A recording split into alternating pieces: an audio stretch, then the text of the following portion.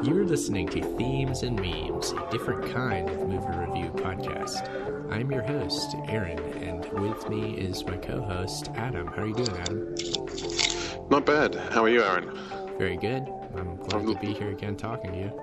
Yeah, looking forward to getting into today's film. It's an interesting one, especially in comparison to our last film, isn't it? Yes, absolutely.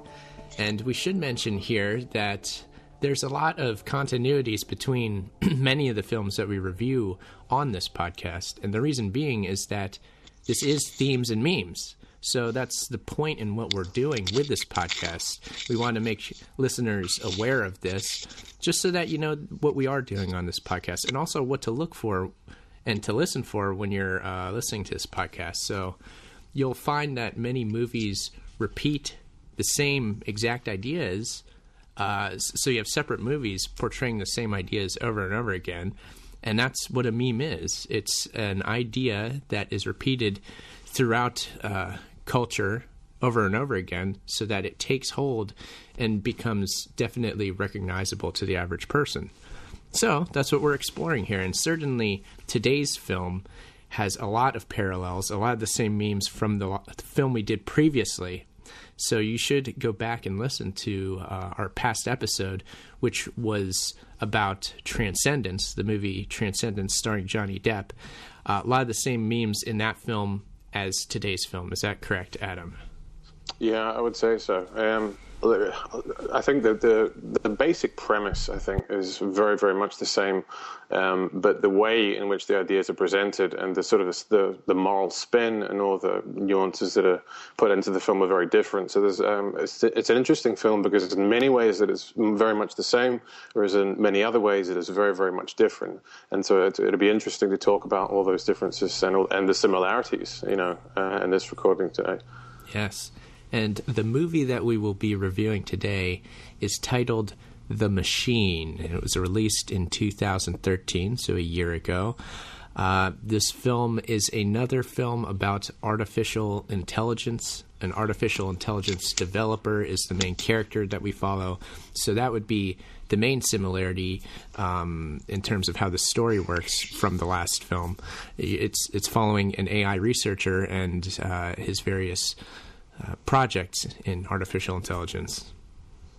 Yeah. I mean, so obviously in the previous episode we have, the Dr. Bill Castor, sort of a maverick researcher, someone who sort of is like a, eccentric genius type, working on his own, with a few sort of close academic colleagues and not wanting to take, dirty government money and being very much sort of a loner and an idealist and almost a utopian in many ways and sort of, not wanting to be part of the system, sort of being countercultural or sort of being, what's the word I'm looking for? Taking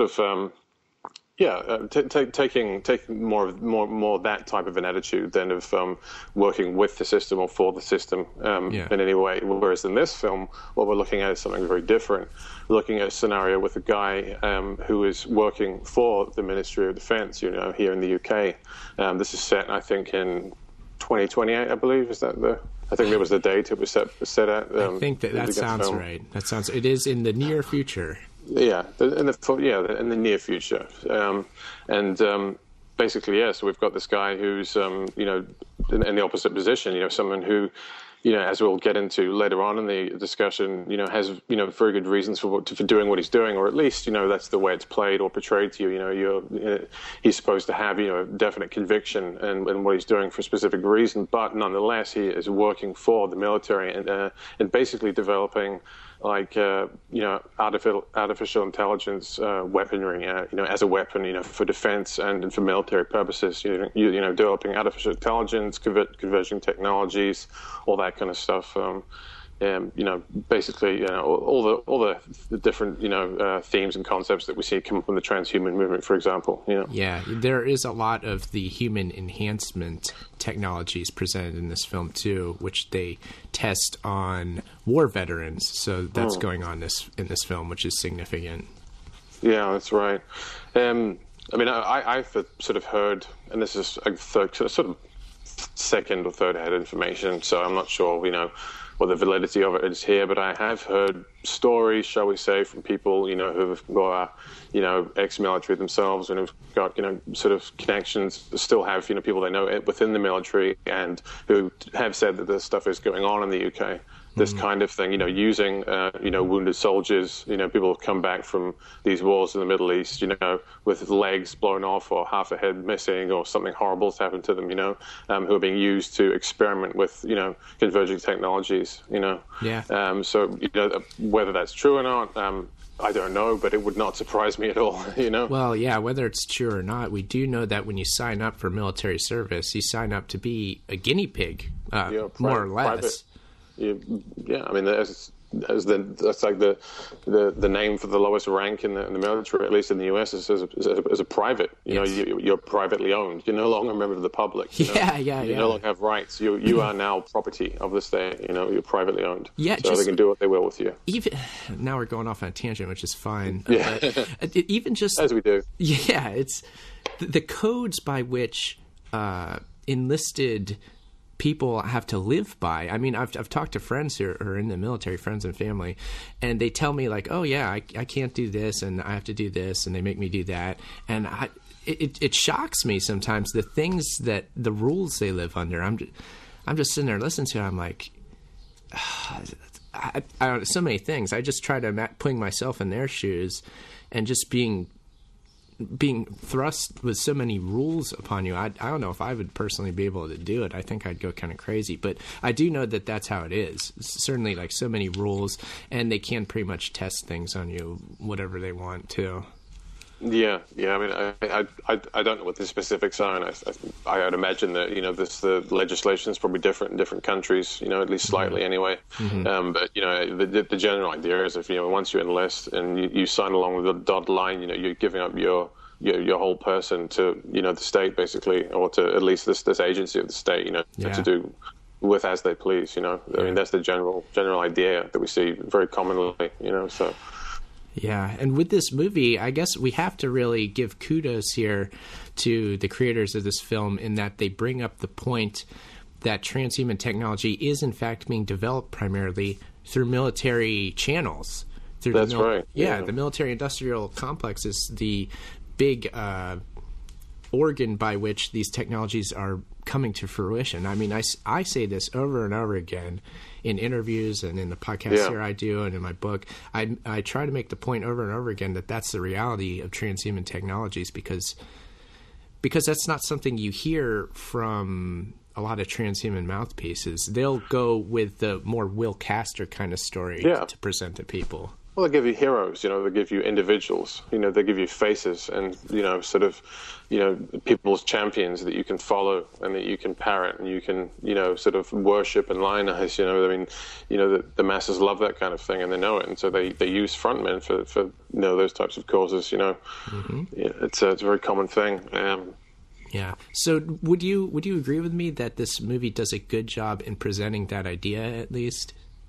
Yeah, I would say so. Yeah, I think at least in that sense, it is a lot more honest and realistic about where the technology is being developed, why it's being developed, the emphasis and coordination with which it's being developed, and also the sort of the whole dark side to the whole concept. The whole sort of means ends justify the means concept, basically, coming up again and again throughout this film. And this is, something you see within the script and within the sort of, certain sequences and plot devices within the film. That's the general sort of, theme that comes up over and again. And I think that is sort of, I guess a little bit more realistic and a little bit more sort of objective about what's really going on here in terms of how this technology is being developed. It's not all, a sort of just, a happy sort of, risk-free sort of group of mavericks just sort of haphazardly, doing their research and coming up with all these new ideas and sort of, collaborating on certain projects and just by circumstance and happenstance or whatever, guiding us in a certain direction. This is really, being run by, the state, basically. This is a big coordinated contract with a lot of money behind it.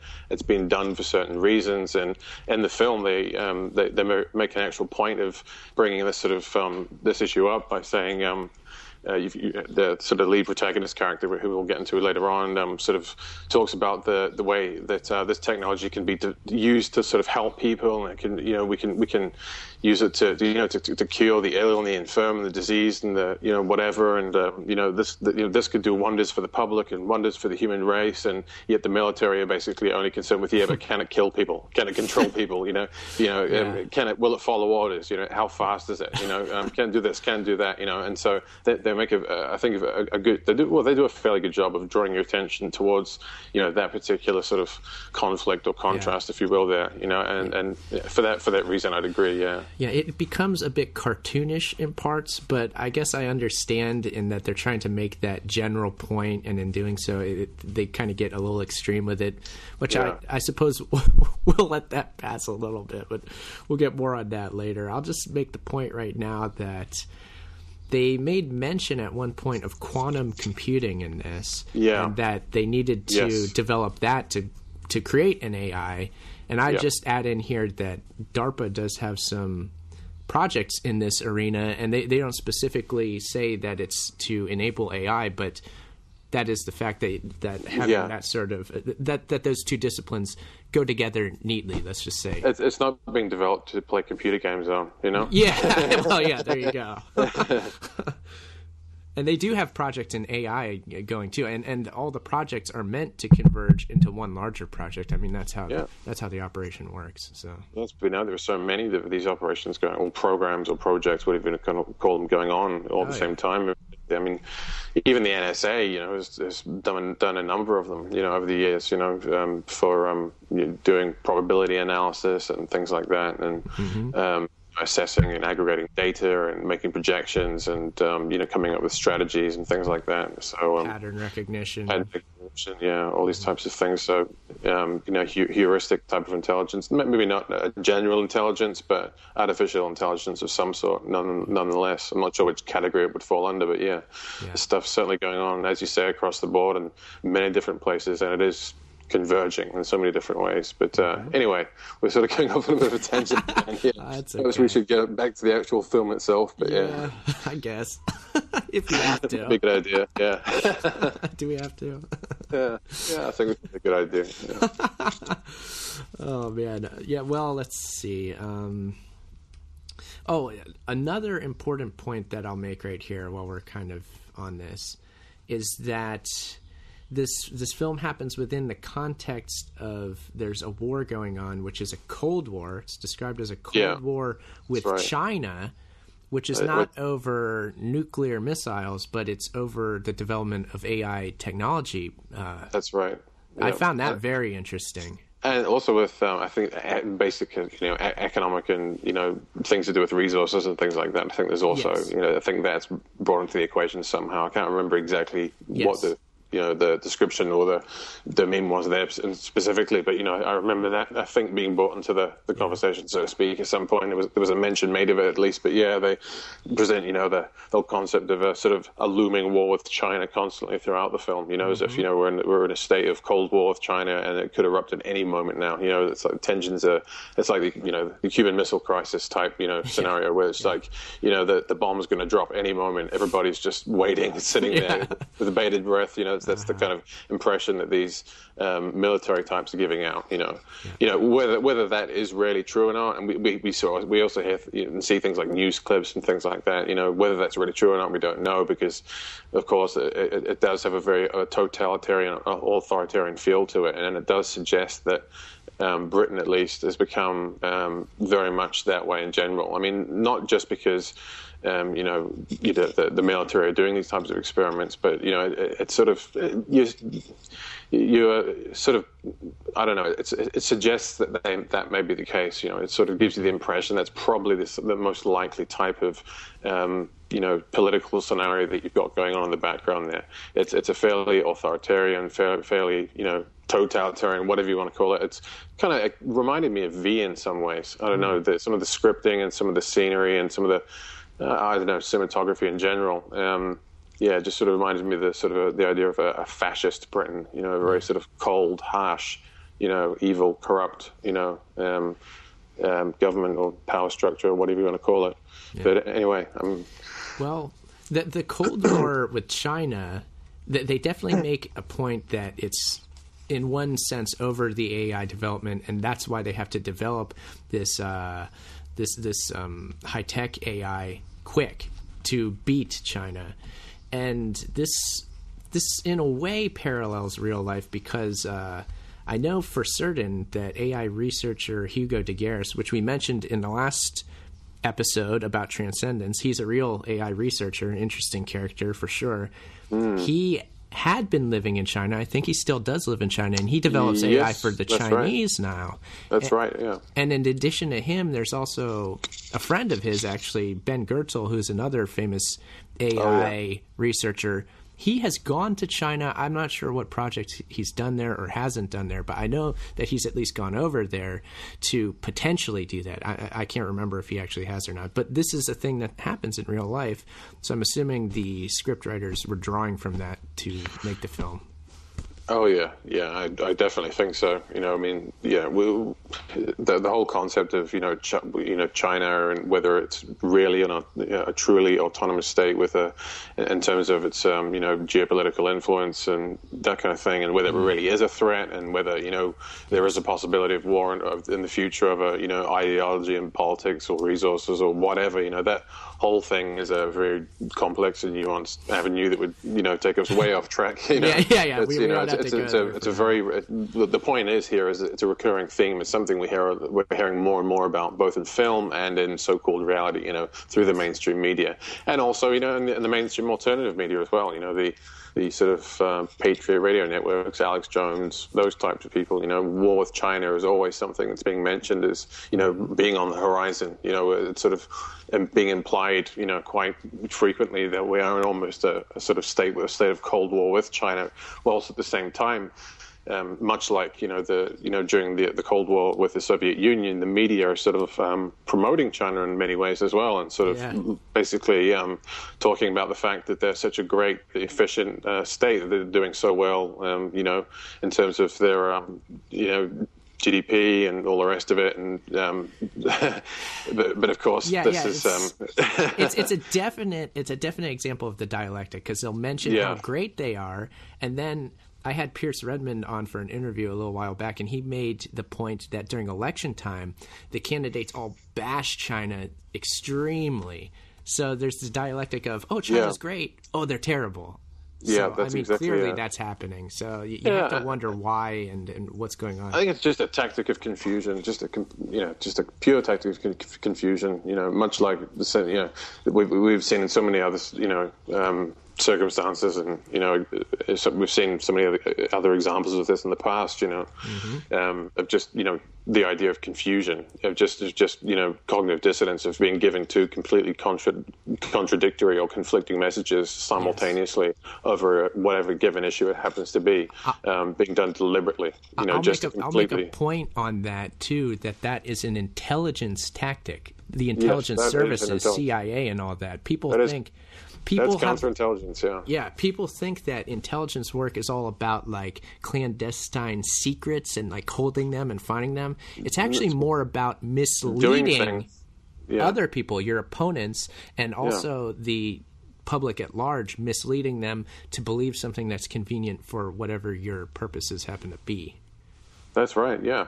I mean, most of what these agencies do, you look at so many of these whistleblowers that have come out over the years, you piece together what they're saying, and really, most of what they're really doing comes under the technical banner of counterintelligence. It's active work. It's not sort of covert passive work in terms of just the acquisition of certain information to be held and to be used in whatever way to be applicable by the military or the state or whoever. But it's active work. It's taking action within society. It's deliberately misdirecting, misleading, and undermining your enemy in a myriad of ways, in a whole bunch of different ways, from psychological, individual, right over down to right across to the, doing things on a mass cultural level in terms of influencing, public opinion through, control of, the things like the music industry and, and the control film of the film industry, and so it's Yeah. And this absolutely. This is a very important point to for listeners to remember and to think about when watching movies. And again, as we're doing this podcast, it's something that is very important to mention and to remind ourselves of constantly, in that when you have military intelligence services helping to produce films, which they do, we've covered this too, if they're working in counterintelligence and misdirection and they have control over the film industry, are they not going to misdirect people through these films because that's their tactic? I would say, of course they're going to. Yeah. Well, of course they're going to. I mean, in their own. I mean, if you download their own psychological operations documents from the Pentagon and stuff like that, most of the stuff's redacted, and you got a fair idea of what they're doing there. But I mean, they also passed a law. I think it was back. I'm not sure what year. It was recently, within the past few years, that basically took the shackles off. Legally speaking, the military in terms of being able to use propaganda on their own populace, in terms of the American people. That sanction was lifted basically, or that law was lifted. It was basically, they said, right, you are now free to use propaganda upon the American people legally. That law was actually changed officially, formally. I mean, they'd been doing it, obviously. Yes. Prior to that, obviously, that's a no-brainer, that one. But they're ramping it up. Legally speaking, they were ramping it up big time, and the type of stuff we're seeing coming out now is just off the charts. Yeah. I'm in a state of shock. I mean, not shock in terms of surprise, because I'm not surprised. I expected shock in terms of actually seeing it in front with your own eyes. The stuff that's coming out now is quite amazing. Well, it's all just public affairs. That's a term they like to use for domestic propaganda, is public affairs. So look for that word. Perception management is another one. Yeah. But I guess we'll return to the movie here if we must. But those were all excellent points, and I will say once again that listeners should think about that sort of thing when they watch any given movie, and they should look for who helps produce any given movie and look for memes that recur. Again, we're hoping that we're helping you to do that with this podcast. But that's why we do it.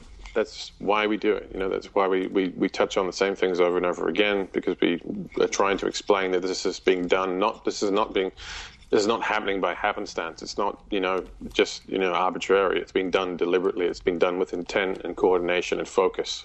Mm-hmm. That's something we're trying to illustrate here, and repeating ourselves, so to speak, in terms of the type of content we cover and the types of angles we take on things.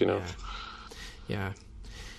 And the film. Okay, so this film, The Machine.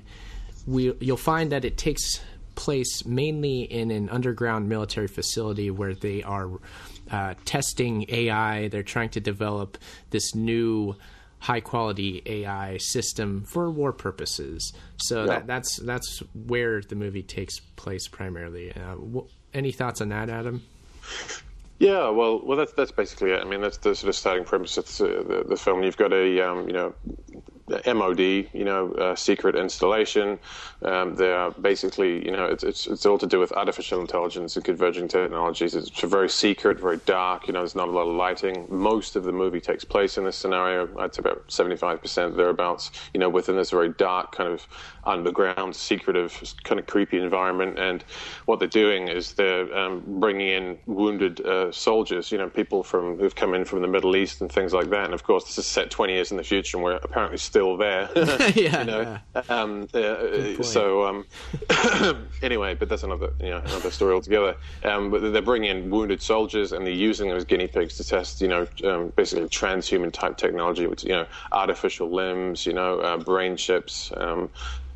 All different nanotechnology, all different types of these what are generally referred to as converging technologies on these soldiers, and you're shown quite early on in the film that they're having, their efforts are being met with limited success, at least. Basically, the first few scenes of the film, sort of show you some guy who's had half his head blown off, having a brain chip inserted and activated, and him sort of just having a really bad reaction to it and just totally freaking out, going and killing like 5 or 6 people and then shooting himself in the head within the space of about 2 minutes, Mm-hmm. And they show you other people going through similar sort of adjustment processes, and basically illustrating the fact that this is not. They say that they're trying to help these people, but really these people are prisoners. They're miserable. They are confused. They're going through horrific traumatic experiences. Coming back from wars. With horrific injuries, being experimented on like guinea pigs, being imprisoned in this underground secret facility.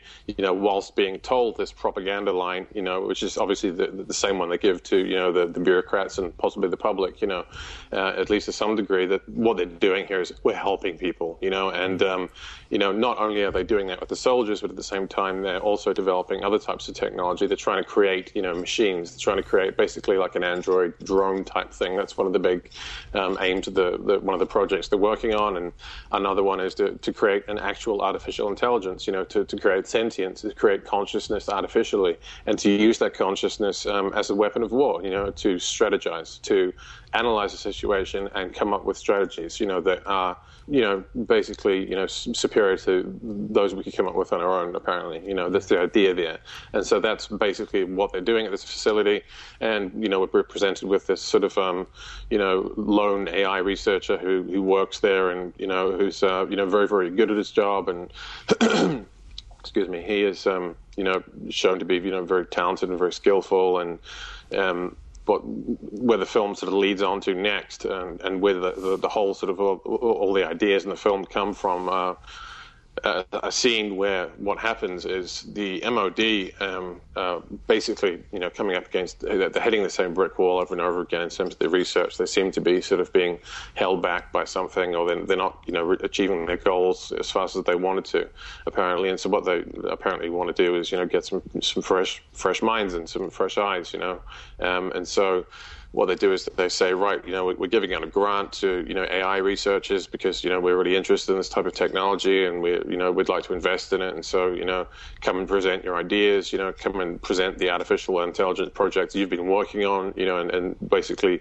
we'll hold this sort of, meeting scenario, and, the person who convinces us the most gets the grant. You get your, however many $1 million you need, to complete your work and, help us out with what we're doing. When in fact this is just a ruse. This is basically a recruitment job. This is operation. It's basically a way to lure the best people in, and the people who they're most impressed with basically end up being recruited instead of being given a grant. The grant was just a ruse, as I said. And this is what happened. A young woman comes in. She's quite talented, attractive, good-looking young woman. Very bright and intelligent and whatnot, and comes in and she does very, very well on the test. And although apparently no one's ever actually passed the test before, she's pulled aside and told by this sort of AI researcher guy, Vincent, that she's come closer to passing the test than anybody else ever has, and she obviously possesses some kind of innate intelligence or innate knack for the job, so to speak, and that basically what this is. This is a recruitment drill. This is, the drive rather. This is us, wanting to recruit you.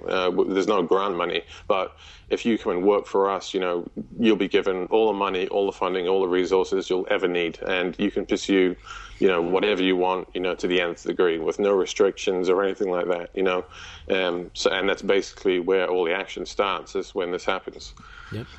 Yeah. So Vincent, the main character, the main AI researcher at this facility, hires the woman that you're talking about, whose name is Ava, and they begin working together on AI projects underground in a military base. So that's where we take off here. And so obviously from typical film storyline standpoint, you've got what would be kind of a love interest thing going on between these two. With that, I guess I'll make mention here. I was talking to you a bit about this before we recorded, Adam, but the script itself I found to not be the best, and it seemed like they were trying to cram in a lot of stuff, and maybe too much stuff, and a lot of stuff didn't come across completely. And I think the whole love interest that they're trying to play up between these two wasn't quite there, and well, I don't know. Yeah, I'm not sure. I mean, I think it's debatable whether they were really trying to play on it that much. I mean, I think it was always sort of there subtly in the background, because it's not explained completely whether Vincent, the lead AI researcher, actually has a wife or not. We know that he has a daughter who's ill, and this is obviously a big part of what he's doing. We'll explain that later, but it's not explained to us whether he's still with his wife. Whether he's still whether that relationship is still going or not. And so it's maybe. I guess it could be argued that that's inferred. I mean, I didn't see it as being a major sort of thing. I don't know. Maybe my perception or whatever. Part of what's going on is they try to be complex with this too, in that they're. It's the man Vincent. It's mainly about him and his role as a father. Not only to a human child, but also to the brain child that is AI, which he's working on, which also connects to a feminine counterpart, which is, in one sense, a mother, and that ends up being this woman. So I guess we should probably explain what happens a little more before we get into all that. Yeah, I think so, because I mean that really, I think what you're getting into there really, I think is most clearly represented or illustrated, I think, much more towards the end of the film. Well, Adam, I like to give away the ending right now. What am I thinking? You know how I operate here. Yeah. But I mean, I guess, I'm sort of thinking perhaps people who there's maybe a few people out there who haven't seen the film, or maybe people who saw it maybe a long time ago or have forgotten about it or whatever. But I mean, I think picking up from where I left off from before in terms of the plot of the film and everything. We've got a scenario where this girl gets hired, and she is. She gets to meet the prisoners and sort of is shown around this big, massive building, which is, this complex is so big that, they use those little buggies to drive around on, you've got to drive around this building. It's so massive, it's a very big operation. It looks to be, the military obviously invested a lot of money in this thing. It seems to be their primary area of interest at this period of time in history anyway. It could be argued that it's very much the same way these days, but it's obviously taken to another degree altogether in this film. But anyway, I digress. They end up working together on AI, more or less. They agree on the fact that quantum computing is the way to go. She basically her idea was that quantum computing was the solution to the whole thing. That obviously she not having the resources to make one of her own wasn't able to. But he said no, you're onto something. You're great. You're right. And so they get on very well. They agree on a lot and everything like that. But she what happens is she starts asking too many questions. She realizes something's up. She realizes that something is not quite right with this whole scenario. She's sort of fairly sort of mainstream, I suppose, in terms of her political views. I mean, she's a bit of an activist, almost. It's implied too. Yeah, it's a weird thing. At first, they sort of drill her about her past. And they say, you've got a criminal record for resisting arrest or beating up an officer when you were 16 or something like that. And she sort of dryly brushes it off, with quite well, but basically saying, well, it's really irrelevant, it kind of really is. But it's suggested that. I think did she turn down a job at the NSA, or did she work? Yeah, she turned down a job at the NSA, so it's implied that she has problems obeying authority, which is a problem in a military position. Of course, yeah. Basically, she's very talented, but she's turned down, working for the system, the state, the establishment, whatever you want to call it. She's basically a very talented researcher, but she's had the opportunity to be employed by big government agencies and big fat paycheck, and pursue all of her goals and things like that, and has turned it down for presumably political problems with what they're doing. And there's this little sort of conversation she has with the main sort of boss of the installation, the operations manager, whatever the military equivalent is of that, who is the main antagonist in the film. Basically. Quite obviously. Yeah. But she meets a prisoner, and they're experimenting with this prosthetic limb that he's been just had fitted and stuff like that, and he pulls her aside quickly, and it sort of just pulls her out of earshot of the rest of the workers and everyone, and he says, check out Area 6. And then lets her go, he basically pulls her aside, whispers the word Area 6 in area, and then lets her go, sort of basically, suggesting quite clearly that there's something that needs to be investigated or looked into there. This is quite serious, something wrong here, and she, having been sort of portrayed as someone who's, fairly sort of quite moral and I don't know, that acts with conviction in terms of their beliefs. She begins investigating what's really going on to get to the bottom of things. Her partner Vincent tells her not to because she's going to get in trouble for doing that. She kind of persists, and then she ends up getting in trouble for doing so. Right? Well, that's right. Yeah, she persists. She goes down to this place, Area 6. She realizes that there's all these demented the soldiers that are just being treated like guinea pigs, prisoners, and everything, and it's horrible. And she as you say, Vincent says, look, just stay away from that. Don't go there. Don't ask questions. Just keep your mind off it. Basically, don't think about it. Don't ask questions. Just do the work and turn a blind eye. Basically, because that's his attitude. He just says that's the way you've got to do it. And that's kind of it, really. And he's saying also, I want to protect you. I don't want you to come to any harm. And she persists. As you say. And there's also the fact that we've got a kind of this little side plot device where you've got this sort of this old woman sort of outside the facility. That's right. Who keeps sort of stopping passers-by and stopping workers at the facility and standing in the middle of the road and sort of raving and ranting about her lost son and how the body was never returned. He'd apparently died overseas in the military in some war or something like that, but the body was never returned, and there was all this kind of mystery and intrigue, and she felt there was some sort of cover-up, like they were still holding him or something like that, because as I said before, there was no body and there was no sort of official documents or anything like that, and all this kind of stuff. So and Ava feels bad for her, and it's through her care for this old woman that she herself gets taken advantage of her caring nature. That's right. Yeah, she's surprised. Yeah, well, what I was getting to there is exactly that. Because she's obviously she first gets arrested for basically trying to prevent a police officer from beating this old woman up. But anyway, what ends up happening is her and Vincent are driving away from the facility one night, and they see this woman, sort of walking down the road in the rain and stuff like that, and they stop and offer her a lift. And the old woman turns around, and it turns out to be a Chinese black ops guy or a soldier or something something like that, and he basically stabs her, and her and Vincent are captured, and she is actually killed. She's first stabbed in the throat, and I think she just manages to survive, and then she's shot in the face, and it's recorded on camera and everything like that, and it's suggested that the MOD actually had a hand in this, and that they were trying to get rid of her because she was asking too many questions. She was starting to figure things out, she, et cetera, et cetera.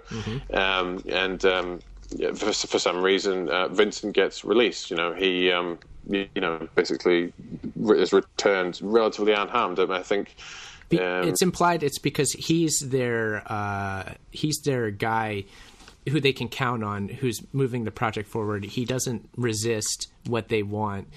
He's the guy that they need to continue the project going forward, so they keep him alive, but they kill her off because she was causing problems. That's right. It's interesting that they get sort of a Chinese person to do it as well, when it's inferred that there's a Cold War situation with China. So there's almost a sort of a little suggestion there that there's a bit of, shall we say, covert collaboration between the two state agencies there, where perhaps they're not so antagonistic and. Well, also my thought was that it was to help make Vincent think that it was a legitimate assassination by the Chinese, so that he would believe it.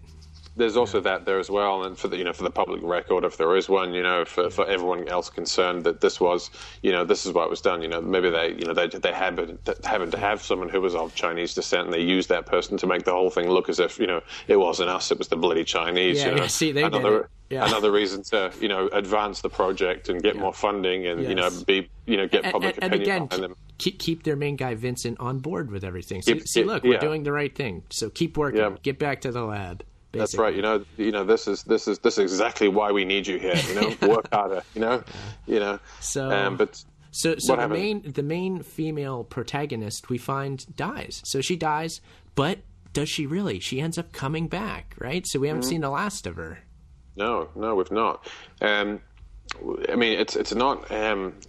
It's not expressed specifically how this is done, but Vincent has technology whereby, very similar to Transcendence, the previous one we reviewed, where, and I think this technology is, they're fairly close to having something like this. It's like a ECG, sort of type looking device, which basically monitors your brainwave patterns and your neural firing and all the rest of it, and your synapses and all the rest of it, and basically, literally uploads what is supposedly your consciousness into a computer, into a computer of some description. And, this whole idea is debatable and is still yet unproven. And, it's a whole can of worms in terms of discussion. So we won't go down that route tonight. It's a high hope for transhumanism, we'll say. It's a big part of the transhumanist cause, because they're very, well, at least on the surface, very reductionistic in their sort of outlook on things. They see the brain as purely being mechanical, a machine like just any other part of the body. There's no spirit, there's no consciousness, there's nothing higher, there's nothing non-physical, there's nothing metaphysical there. Everything that's there is physical, and so therefore we can simply take that physicality and transfer it from one medium to another. Yes, so they did do that with Ava before she died. So they had that, and then they also somehow preserve her body, or they recreate it as a machine. But either cast it, I think, but they cast her physical attributes. That's what it is. So they recreate her physically as with a machine understructure, as in Terminator, the endoskeleton, or the skeleton underneath is all robotic. It looks like her on the outside, and it's also imbued with this mechanical consciousness, which was saved earlier through this process that they were doing with her. So it's a death and rebirth ritual for sure for her. Absolutely. She's killed, she's brought back, and there's a lot to get into with that. And also, as her character progresses, I was mentioning how Vincent is this father character. She is certainly portrayed as a mother, a maternal character in many respects here. Yeah. I mean, there's a whole bunch of sort of family dynamics and things like that you could look into in regards to the different relationships and dynamics, as I said, between the different characters in the film and what they represent and how they perhaps it's implied they feel towards one another and things like that. But it just reminded me of a specific quote that Vincent himself makes, and it's one of the other things that's quite important to mention here is the fact that Vincent is fully aware that this is a dodgy operation, that what they're doing is totally immoral and unethical and is criminal and cruel and horrible, and that this is a big corrupt evil agency he's working for, but he's doing it because he has a daughter who has some horrible mental illness, like it's, I don't know, cerebral palsy or I'm not sure what it was, like but that. She's like mute. She can't communicate, things like that. I'm not sure what it was. Yeah, so whatever it is, he's working, basically he knows full well that his employer is corrupt, but he's doing it, he's working there nonetheless, because doing so allows him to pursue his own goals in terms of, finding a cure for her, finding some way of researching and understanding and analyzing the brain through, artificial intelligence research enough to the point where he can, develop some means of actually physically curing her, making her so-called normal again. That's why, that's the reason, that's his motivation. Basically, and so he's the archetypical father trying to protect and to save his daughter. So that's how he's the father in one sense. And then Ava is the prototypical mother. Actually, from the beginning, we see her presenting her AI machine, and she does so in a very maternal fashion. Like when she goes away from the interview, she talks to it as if it was her child. Oh, what do you think about the interview today? Oh, I really liked it. I want to see that man again. So she's clearly talking to her child. So we have father, we have mother, and we have children, multiple children being Vincent's human child.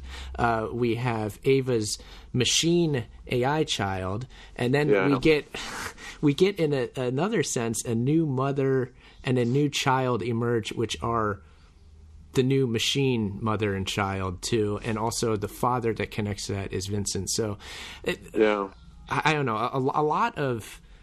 I'll mention that these are pretty profound ideas, well, incredibly profound ideas. Yeah. Put it mildly. Yeah. I mean, that goes without saying. I'll also mention that this is one of the points in which I felt the film is trying to do a lot, and maybe they don't quite pull off everything because they're trying to do so much so quick. I felt the relationship between Vincent and Ava in the beginning wasn't the character development and the relationship buildup wasn't quite there. Like she's just kind of presented, and then she dies, and then she comes back. That's the way I kind of said. I'm like, no, wait, it kind of happens sort of quick, and I do feel like they're trying to do a bit much here. I don't know. Yeah. It was very quick. It wasn't really explained. All of a sudden, she's dead, but then she's recreated as a physical machine. She's perfect. She looks human in many ways. She sounds human. She's very much like a child, which is sort of learning about its environment, doesn't really understand things. It's very sort of simple and innocent in many ways, but still an artificial intelligent nonetheless. So this whole thing, unfolds very quickly, and she's having a lot of trouble adapting. And meanwhile, so Vincent's daughter's condition is worsening, and she eventually dies, and not before he gets the chance to upload her consciousness into his computer so he can store it. Yes, so he does it with the daughter and Eva both. He does the mind uploading thing. He does the mind upload with both of them, So what happens, though, is over the course of time, the bosses put pressure on Ava, or the Ava clone, the machine. The machine, the daughter of the original Ava, so to speak, because she, as you said, she sees the real Ava, the original human Ava, as her mother. That's right. The MOD, bosses, are putting pressure on him to right, okay, so you've built this machine, get it to bloody work properly, get it to, kill people, get it to do, get it to be useful to us. It's great having it. It's pretty and useful. It's pretty and it's impressive and whatnot, but make it worth our money. Do something. Turn and weaponize it, for God's sakes, is basically the sort of pressure that he's getting there. This becomes more and more apparent, and what they do, they sort of get to a point where they realize that the fact that she actually is an artificial intelligence, and they don't really know what they're dealing with, limits her from being an efficient soldier. She has empathy. She has real emotion. She has problems hurting people and killing people. Mm-hmm. Although she does do it in certain points in the film, she has it's suggested that this is really, they've done it successfully. They have really truly created an artificial intelligence from the neural scan of somebody else's brain, you know? Yeah, but and then it has legitimate emotion too. That's capable. Yeah, it's legitimate emotion. Yeah, and you know, she's questioned on this, and she answers back and says, "Well, you know, if you're asking me to prove I'm intelligent, well, ask another human being to prove they're intelligent. You know, there's no more proof than there is, that they're intelligent than I am. You know, there's." Yes. She makes that argument quite well, and so it's a sort of, it does really, get you thinking about the whole concept, and it's done, sort of differently in terms of how other most films sort of approach this general quandary that we keep, seeing come up, which is often, because it's mostly brushed aside, as I said, by the mainstream scientific community. They don't like to talk about that very much, we'll cross that bridge when it comes to it. It's the general kind of attitude they have in terms of what consciousness is and whether they can actually create something that does actually have human, qualities and emotions and everything. Yeah. But anyway, pressure is put. The main sort of we're sort of drawing towards, I suppose, the climax of the film here. But the pressure is put upon Vincent, whereby the Ministry of Defense steals his daughter's brain pattern, her digital consciousness. They steal it off him. They delete his copies. They've basically they've got him by the short and curly, so to speak. You know what I mean? They've got a real hand over him on that one, and they basically said, right, you've got to operate on this machine. It's become too conscious, it's become too inefficient, it's become too human to be of use to us. It's what you need to do is turn it back into a machine that will simply take orders and kill when we want it to. And so he basically is, he's got his arm twisted, and she agrees to go through with it. And so what they really do, though, is, this sort of suggested that he appears to perform an operation on her where he takes this quantum computer out of her head and he removes like a certain component from it and everything like that. And then from that point onwards, she's very cold. She's very much just like a machine, like a Terminator. She just obeys and kills on command, and they put her through a whole series of tests, and she flies through them and, kills all these guys and all the rest of it. And she's become a perfect machine. But what they don't figure out until at some point later on is the fact that what they've done is that her and Vincent and the Ava machine had basically fooled them. Mm-hmm. He had they were both wanting out. They both want to go, and so what they did was they fooled them, and he basically took like a GPS battery or something, backup battery or something really minor out of her brain, and said, like, that's her intelligence, that's her consciousness gone, she's now just a machine. So they fooled the bosses. She pretended to be emotionless, and she made herself somehow be very sort of mechanical and violent through these tests. But she was still completely conscious. She never lost the consciousness. They just managed to fool the MOD into thinking that they'd made her just into a machine. Mm-hmm. And a whole big sort of battle ensues, so to speak, and sort of typical sort of machine gun ending in a warehouse type action film. Uh-huh. We see so much. Yeah, it's a little silly, but it worked in the context. That's how it goes. Yeah. Look, there's so many other things, it's So the machine fights back. It's fighting against the military, which created it to destroy, and its main goal is to protect its sentience, its consciousness, and its capacity for emotion.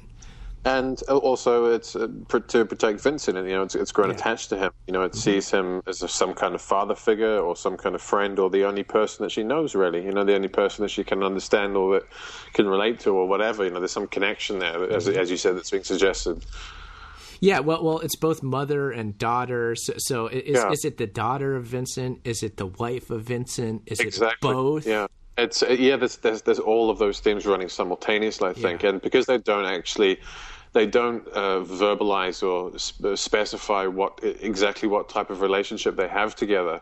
It's kind of, there's certain implications in a number of different ways, but because they're sort of ambiguous, I think it's deliberately done. Maybe I'm not sure whether it's deliberate or not, but it leaves the question hanging. It leaves you wondering. There's definitely ambiguity there. Yeah, and they want Ava to be all those things. They want these characters to be the father to many different characters. In Vincent's case, they want Ava to be the mother, the child. They want all of these roles to be played by one character, whereas the typical person viewing a movie or anything, or just thinks that one given person is one given thing, when in reality, each given person is many different things in their own life. I mean, we're all children in our life. We're all, relationship. We're a husband or a wife, or what have you. We're a father or mother. We're multiple things throughout our lives. So that's the reality of the situation. When, the typical point of view is to see things one-dimensionally, like, oh, that is a mother, or like, oh, that is a father. The average person knows that we're different things throughout time, but to actually think what that actually means is another thing. But I don't know. Yeah, well, I suppose you're having this sort of artificial intelligence, having all of those relationships all at once, just immediately, just as emerging, from this void which she described, which was, frightening and horrible, and she didn't want to go back there, from emerging within this, digital void of some sort into the world, into intelligence and into awareness, and she is immediately imbued with all of these, different sort of familial dynamics and relationships with people. She's both a daughter and a potential love interest, and a mother, a mother at the end as well. A mother as well. A mother at the very end, certainly. Yeah, and that's one of the things that I wanted to sort of mention. This was brought up sort of fairly early on in the film, I guess. There's a little quote. I can't remember exactly where it takes place, but Vincent, this guy who's working tirelessly on this AI research, to save his daughter, to literally make her a fit, healthy normal human being again, basically says something. Something's along the lines of, deep down, some people know that things are hopeless, but they just can't give it up. They know deep down that there's no hope. That they're chasing a dream. They're chasing some kind of, pipe dream, pie in the sky idea that's never really going to come to fruition. That's never going to really fulfill them. But at the same time, they just cannot resist trying. They can't resist. Just doing it anyway. And I think that speaks to. I think it speaks to the transhuman movement, the transhuman ideology, and specifically in relation to ideas like immortality and hugely extended lifespans, and a lot of these other similar types of ideas, and living in some kind of unbound virtual existence of some sort. I think it speaks to a lot of those ideas, and the infantile sort of attitude towards the idea of like Ray Kurzweil wanting to bring back his dead father, as an artificial intelligence. It's I think it is speaking about some of those concepts there. But it's interesting that he says that. As I said, fairly on in the film, and I almost felt that he was almost knowingly referring to himself. He knew that. It just wasn't going to be possible in the time allowed, or with the technology, where they were in terms of the development. It just wasn't going to be possible for him to save his daughter, and it turns out that it wasn't. Yes. But as you say, we have this final scene at the end where they've escaped from the MOD, and Eva is the Eva clone robot drone thing, the machine, she's alive, she's conscious, she's becoming more intelligent, she's becoming more human, she looks very human. There's the scene with her, Vincent, and an artificial copy of Vincent's daughter on a little tablet computer, sort of all having this kind of picnic near the beach, very much similar to that scene in Her, where on the cliff by the water, on the cliff by the water, as she's watching a sunset, and it's still very beautiful. And it's a sunrise. Is it a sunrise? It looks like a sunset to me. Big difference between. Yeah, well, that's what I was thinking about. I was thinking, why have they chosen sunset here? It would be much more symbolic if they chose a sunrise, because just before the battle had ensued, or while the battle was going on within the complex, she actually says to Vincent, "You are part of the old world. We, as in the robots, the machines, the artificial intelligence, are the new world." Yeah. And so she says that, and of course, if you're now saying that it's a sunrise, it's very important. Just what happens is in this film, you see them all on the cliff, and she grabs this little tablet with the daughter, the artificial intelligence version of the daughter, and she takes her and goes and stands on a rock, and together she sort of, that the machine and the artificial intelligence and the tablet stand there on this rock with this huge big sunrise rising up. So there's a very, very symbolic there. Very symbolic. Vincent, the father character, is looking on. Mm-hmm. He's Vincent. Sorry to interrupt there, but this is the point that I was trying to. The point that I was trying to make was the fact that he made this statement at the beginning of the film about it being hopeless, basically, right? About this whole idea really not being fulfilling. He may be able to create, some kind of illusion or some kind of, some sort of surrogate, but he's not going to be able to reclaim what he's lost. It's just not going to happen. And the final scene is the two robots, the machine and the artificial intelligence and the tablet, both standing there with the sun rising, and Vincent sort of sitting up by himself in the grass, looking very, very conflicted, confused, and a bit upset.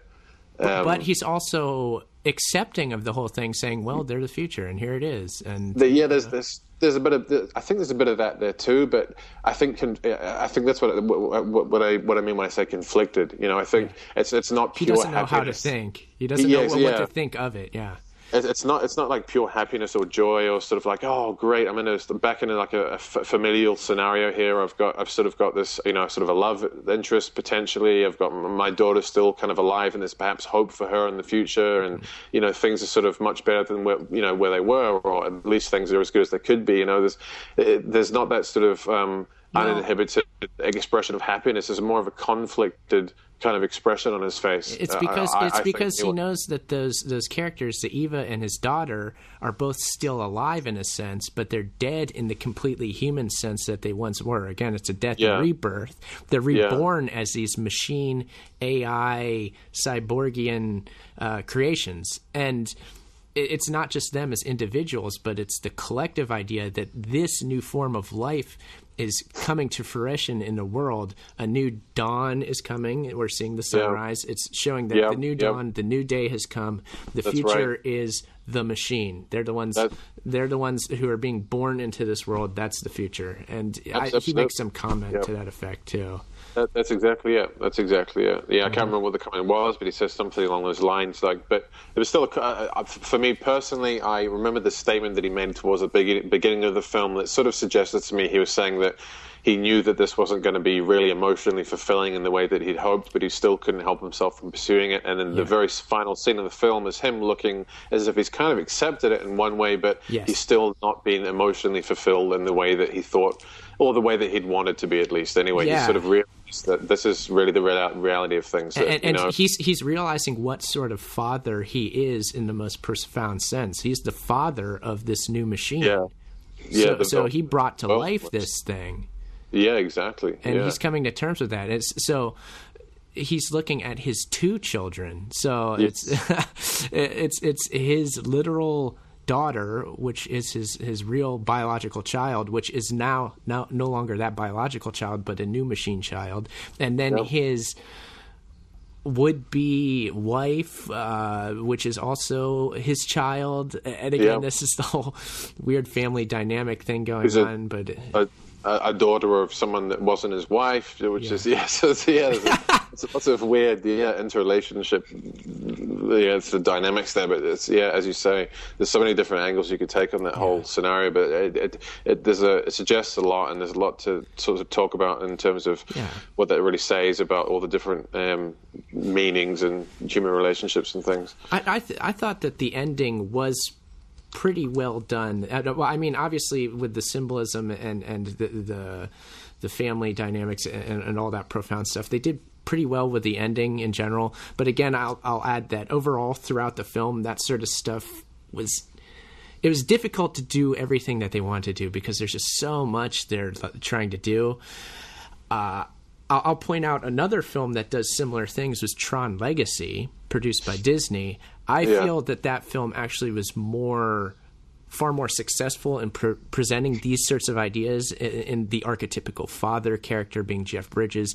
I thought it was more skillfully and masterfully done in the Tron movie. But they're trying to do the same thing here. It works to an extent, it doesn't to an extent. I'll just say that for now. I don't know. I think there's probably just I think there's a very surrealistic feel to the film. It's very much like Blade Runner in a lot of ways. I felt anyway. There's a lot of darkness and surrealism, and obviously Blade Runner was really very successful for that reason, because at the time that it was released, back in the early '80s, it was so surrealistic that people loved it. It was so fantastistical. These concepts that were being presented, and I felt that they were trying to create, or perhaps pay homage to that, some of the sort of I don't know, clear, emotional themes or conceptual ideas that were sort of expressed in that film, especially with the music. I felt the music was very much similar. Yes, and a lot of this sort of.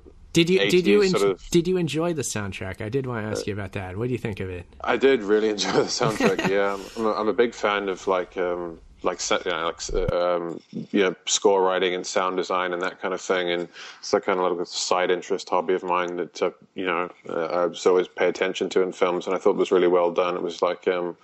It wasn't amazingly sophisticated, but it was just cool. It suited the film. It really sort of, I think, again, what they were trying to do was create a sense of surrealism, and I think it was done through this kind of the use of these. A lot of the soundtrack was, well, not all of it. I mean, some of it was really sort of quite sublime. But a lot of it was really sort of dark, 80s kind of.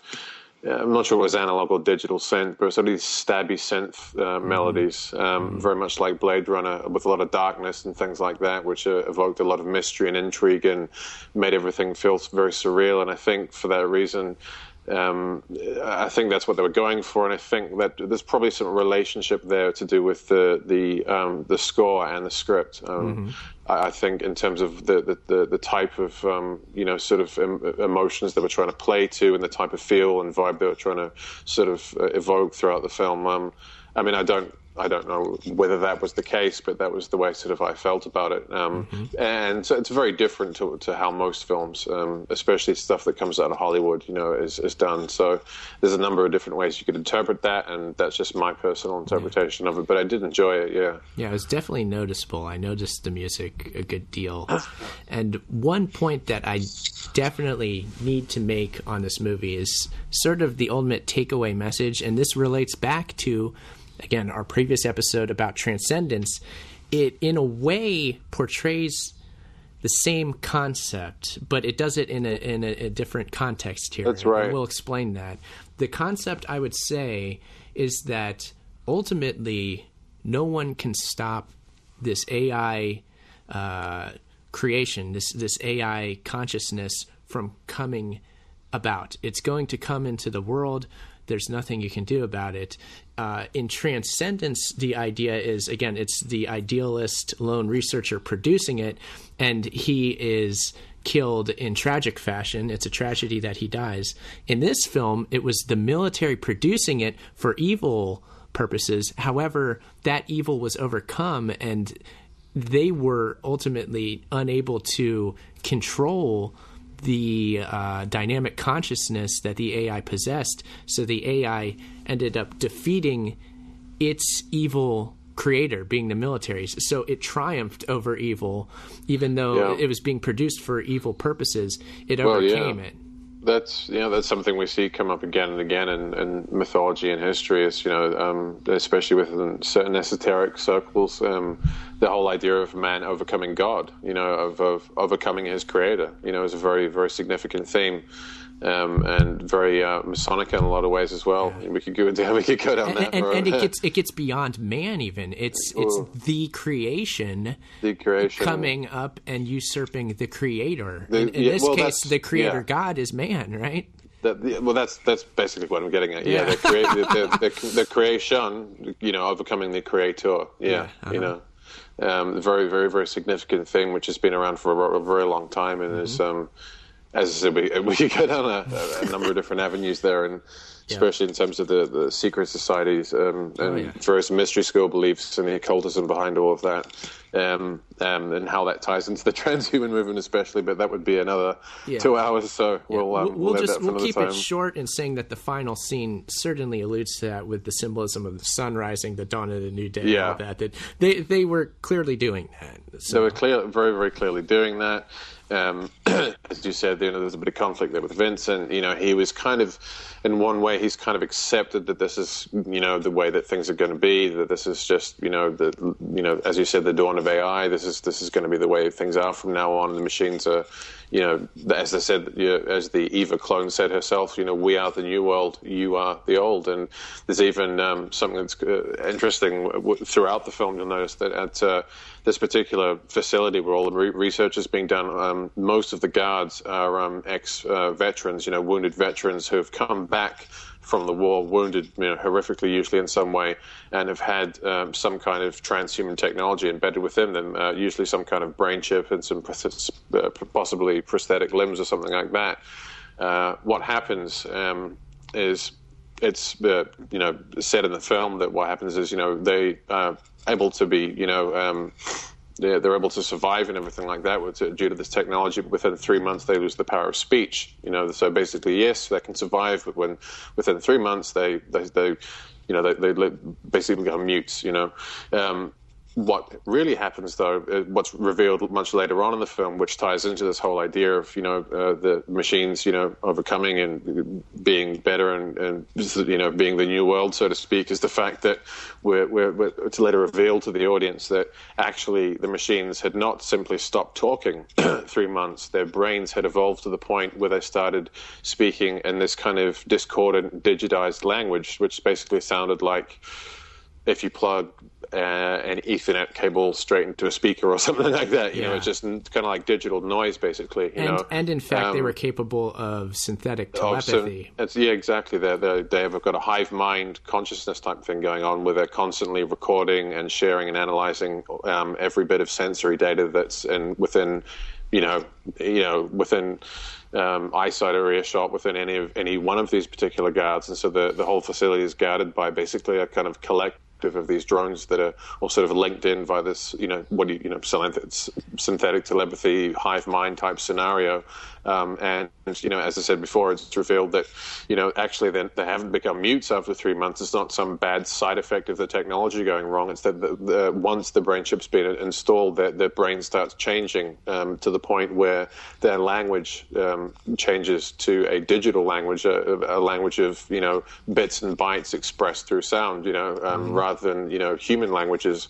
And they make a very strong point to say that this is more efficient, that this is actually, better than human language, and this is evolution taking place. Yeah, well, this is a great point you're making, Adam, and I'll just throw in here real quick that the synthetic telepathy meme, it is one, is highly prevalent and important within transhumanism, the idea of transhumanism. You'll see this pop up a lot, and it has a direct tie back to the occult and how transhumanism is an occult project. There's a very important relationship there. I won't get into the particulars of that. I'll just mention that is the case here. Yeah, definitely. As I said, we could. We'll not get into the whole idea now, but that is, I would agree in saying it's definitely very much the case. The whole idea of the transhuman being, transhumanism being. Just the next natural step in evolution, and we could go back to Julian Huxley and all of those types of ideas and the whole lineage of ideas there. But perfecting communication and language, actually too, not just because the human being, one of its defining characteristics is its ability to communicate. That's right. So you're enhancing that along with the human, right? Of course, yeah. And we could talk about the guide stones and all that kind of stuff. Yes, and, we could. So many avenues to go down. But basically, yes, yeah. I would agree. That's a definite meme that we see come up again and again within certain, shall we say, occult circles or circles that involved in these projects at a high level, shall we say, rather than just the average academic. And it's implied by people who are presented as the average academic in a way that the general audience isn't understanding the profound nature of what's being said. You're just supposed to take it as, oh, wow, they can make telepathy happen with a new machine. That's cool. Yeah, that's that sounds cool, man. That's cool, man. Yeah, of course. Yeah, so it's always sold off there, and this has been done. This has been brought out in a number of films recently, and some of the films we've covered as well. Where they will play certain types of music, and they will give a very cool, very slick, very appealing kind of image to people in terms of these types of ideas like synthetic telepathy, brain chips, prosthesis, all these different concepts and converging technologies. They've done a very distinctive job in basically associating, shall we say, popular musical or aesthetic themes with these particular technological themes to get people to identify with them in the way that you just outlined there, which is basically, oh, cool, that's it, I like that. Great, yeah, oh, that sounds really awesome. I can't wait for that. And again, it's all done in the context of, in the end, so many films say, hey, look, this is happening, that's how it is. Okay, yeah. Regardless of their particular version of the story, how it comes about, whether it's good or bad, hey, it's happening. This is the future. Yeah. There you have it. That idea is always presented. So that's an important thematic device in these films you'll see over and over again. And that's why we do what we do, is to basically try and illustrate this point that this is not just by happenstance that you're seeing the exact same types of themes pop up again and again in films, especially when the films are released in very short space of time, like you'll see, for example, The Machine in late 2013 with Transcendence in early 2014, and so many other examples I could rattle off for forever. About you'll see a very specific set of themes relating to whatever it may be, and it happens not just with the whole transhuman project idea, but with so many other ideas as well. Other important memes that we often cover here. We'll often see there will be a number of films released in a very, very short sequence. Within the space of, say, I don't know, anywhere between 2 months, 3 months, 4, 5, 6, something like that. You see a whole bunch of films all playing on the exact same themes, all taking slightly different angles and all appealing to different personality types, but giving everyone a general sense of this is what's happening, this is coming, this is what the future's going to be. Oftentimes these films they're like twins of each other. Actually, the film, it's almost as if it's the same film. They're kind of mirrors almost. Yeah, you'll find that this happens all the time. I know you and I have talked about this quite a bit. I'll throw out just a couple examples real quick so that people know what we're talking about. Sure. One would be Armageddon and Deep Impact. They came out right next to each other. You also have The Truman Show and... What was the other one? There's the being John Malkovich. No. There was the Truman Show. I feel bad because I forget. The Truman Show was Jim Carrey, and then there was another one that was almost exactly just like it. And I'm sorry, my example isn't so good. That's all right. Well, they did the same thing. They had Dante's Peak and Volcano within the same year as well. Mm-hmm. There's a number of different ones they've done. I've picked up on a number of these within the past few years. As I said, off the top of my head, I can't for the life of me remember the names of what they are, but I remember thinking, gosh, we basically got the exact same two films, like a re-rendering of one and then the other within a very short space of time. I mean, you had the same thing with Vanilla Sky. You had the original Spanish version, which was called Abre los Ojos, and then with Penelope Cruz in it, no less. And then you had the Hollywood version called Vanilla Sky, which had the exact same story with Tom Cruise and Penelope Cruz in it again, so she appears in both films, which are exactly the same story, and these were also released in a very short period of time as well. So you have the independent sort of European version of it, and then you've got a few months down the track, the Hollywood Tom Cruise version of it, So definitely, wanted to get the ideas out. I remember I'm sorry, the other movie was Ed TV. So The Truman Show and Ed TV, I think, was the other one. I think that's the title of it. I don't actually know that one. It's the same thing as The Truman Show with some other actor other than Jim Carrey. That's all you need to know, really. All right, okay. So Must have been more of like a less popular, less promoted one, because the Truman Show was majorly promoted, and it came out right around the same time as the first Big Brother show. I started up as well, 1999. So there's, once again, this is what we're doing. This is why we're doing what we're doing, is to show people the connection and the continuity of ideas, and how these, certain themes are, brought to people's awareness and brought to people's attention, and the conversation, the dialectic, the dialogue, the meme is begun, and the seeds are sown, and the idea begins to grow, and it shapes the future, and it's alchemy in effect, Oh, absolutely. It's this is what it's all about, this is what we're getting at here. This is why we, for example, today, chose to, review a film that was very similar to the previous film we reviewed, because although they're very, very, very different films in so many different ways, the basic premise is the same. It's about uploading the human mind, the human consciousness into some kind of computer, and that computer genuinely becoming some kind of artificial intelligence, and all the the pitfalls and the problems therein.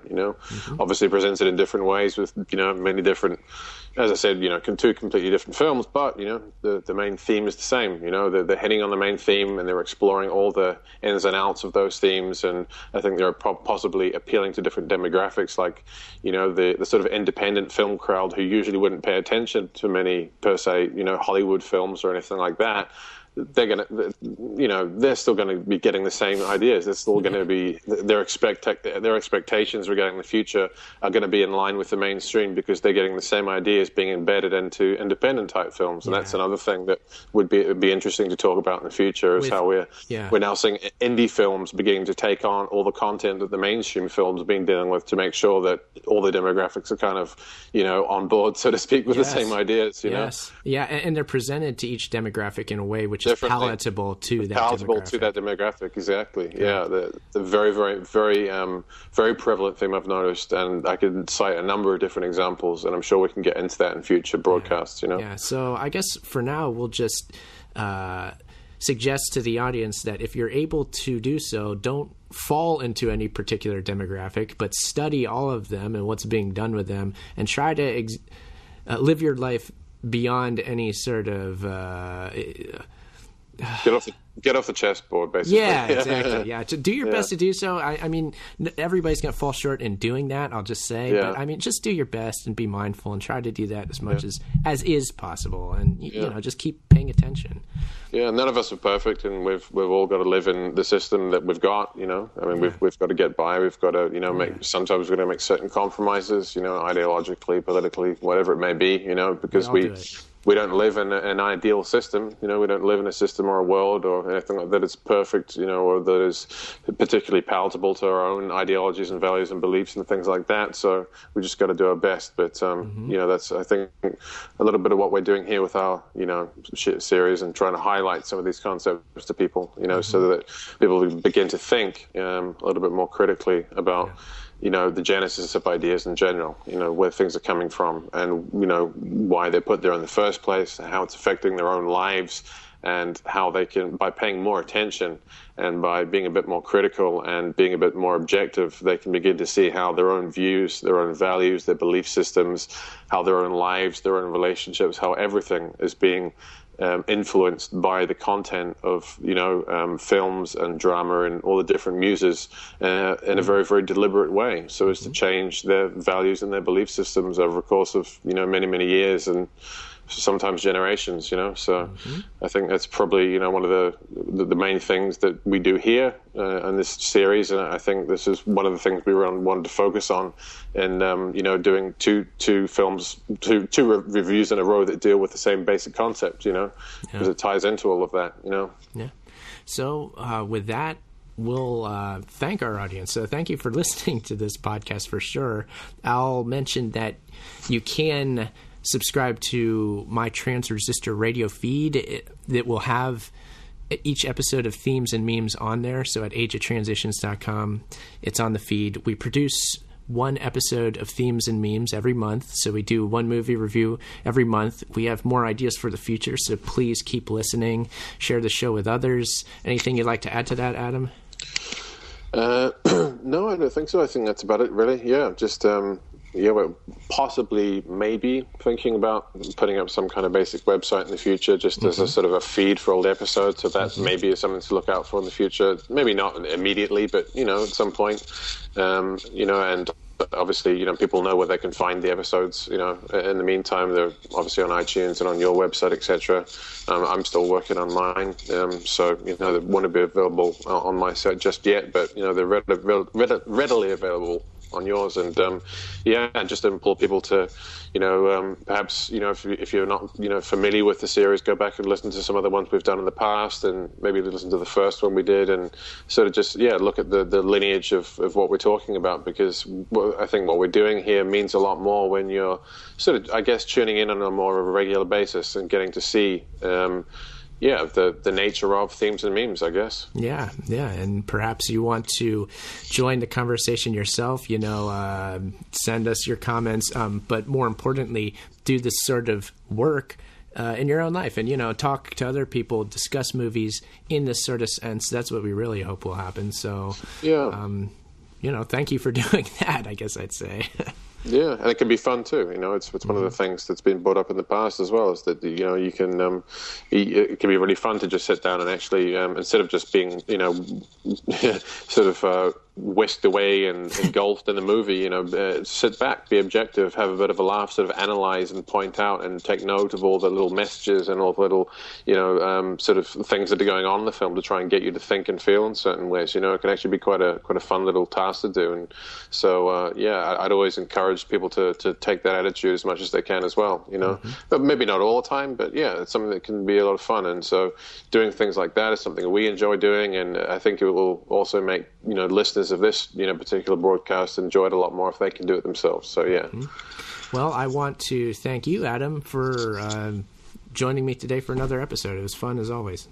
Not at all. I mean, obviously I'd like to thank you for joining me, because it's what we do. So it's been good fun, and we've covered a very specific sort of theme or meme or whatever you want to call it in the past two reviews. So I'd imagine we'll probably move on to something maybe a bit different next month, but nonetheless it'll be relevant. And as the show progresses on and as people become more familiar with what we're doing, I'm sure they'll begin to see why. So we'll see you next month. Take care now. Indeed. Take care. Bye-bye.